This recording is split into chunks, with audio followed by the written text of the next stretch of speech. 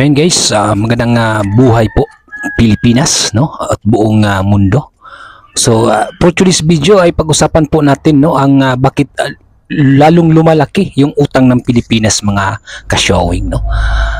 Lumalaki lalo po ang utang natin sa Pilipinas. So saan napupunta? Yun ang maraming tanong ng mga netizen natin, mga ka-showing.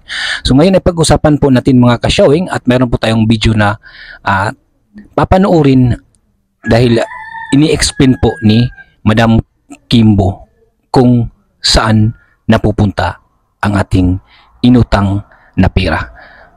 So sasagutin niya po ito. So bago tayo dyan, mga ka-showing, bago natin panoorin, ay kung bago lang kayo sa aking channel, ay huwag niyo sanang kalimutan na mag-subscribe at click the notification bell. I-bell all nyo na para updated kayo lagi sa mga bago kong upload na video na mga mainit-init pa ng mga balita at mga news update po natin, mga ka-showing. So ayan, mga ka-showing, ano pa hinintay natin? Panoorin po natin itong video na ito.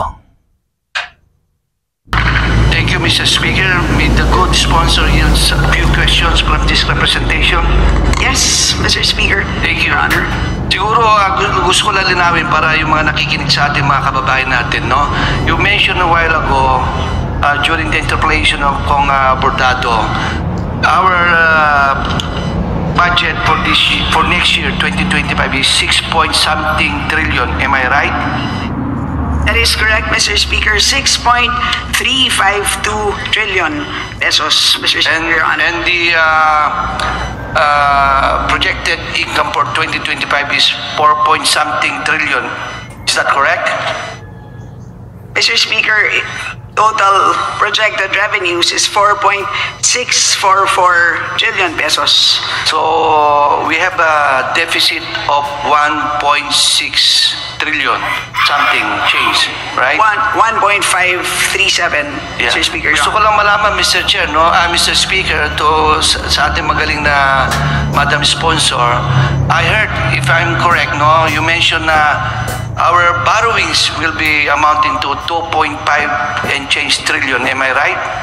That is correct, Mr. Speaker, Your Honor. So, Mr. Chair, no, siguro, please enlighten us, Mr.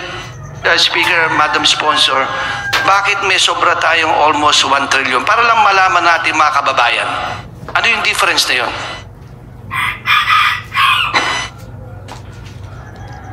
So mas malaki po ang expected natin na spending kumpara sa ating kikitain. Yun ang tanong natin. So ang tawag po natin dyan, pump priming. Yan po ay isang Keynesian principle. Matapos po ang Great Depression sa Amerika, matapos po ang World War II, nung sinabi ni John Maynard Keynes, para palaguin natin, para makabangon ang ekonomiya, ay kailangan gumastos ang gobyerno dahil mayroong tinatawag na multiplier effect. So, ganito rin ang konsepto, kailangan gumastos ang gobyerno sa mga programa na mayroong multiplier effect. Ibig sabihin, sa pisong ginagastos ng gobyerno, dapat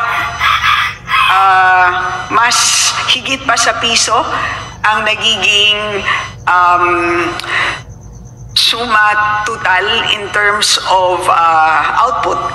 At dahil dyan, in the end, ay lalago tayo. So, yun ang konsepto ng pump priming.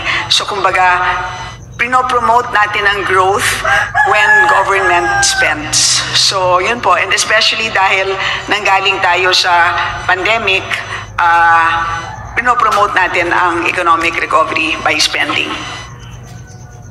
That will lead to my second question, Mr. Speaker, no, to Madam Sponsor. So, can you confirm that more than 13% of the proposed budget is to service our debt burden? This makes debt interest payments the second biggest contributor to the budget growth. Is that correct? Yes, that is correct, Mr. Speaker, Your Honor. And do you know how much that will go to our debt payment or debt servicing? 800 or 800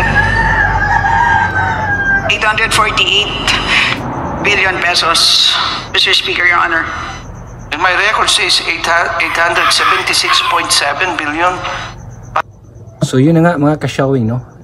Hindi po masyadong naipaliwanag po ni Madam Kimbo yung tungkol po sa budget, no? Dahil lumalaki po lalo yung utang natin sa Pilipinas. So yan na nga mga ka-showing, no? So po, sa susunod na po nating video, mag-update lang po tayo. So abangan nyo po lahat ng mga video kung ina-upload po dito mga ka-showing upang tayo po lahat ay makakaalam tungkol po sa ating pamamalakad dito sa ating bansang Pilipinas mga ka-showing. So ayan mga ka-showing, maraming salamat po. Thank you for watching.